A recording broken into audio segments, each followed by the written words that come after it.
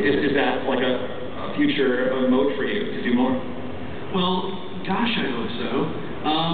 I definitely feel like I missed my window a little bit. I was after Dr. Horrible, I sort of kind of was like waiting for everybody else to show up at the party. I was like, okay, now we're going to get this all together. We're going to make a ton of internet stuff. It's going to be really interesting. Dr. Horrible made money, and it made money for me, but I was in the studio, but also for the writers, the actors, all of them were profit participants. So it really worked as a model by which people can actually go ahead and make a profit on the internet. People always say, well, there's no money there at all. There's less. Obviously, there's much less than can be had in movies and TV, but it can be done.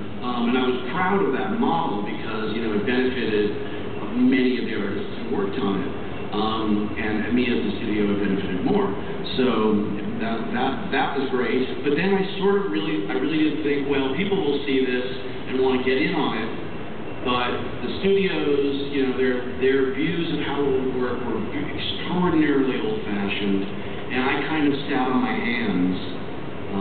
We were trying, obviously, to, create, say, a sequel to Dr. Horrible.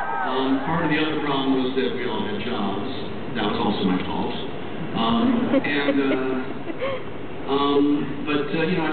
I was just at the cusp of sort of getting something, and I don't even know if this isn't something I've ever mentioned at all in public, but I started to work on an internet piece with Warren Ellis called Wastelanders that I was going to direct.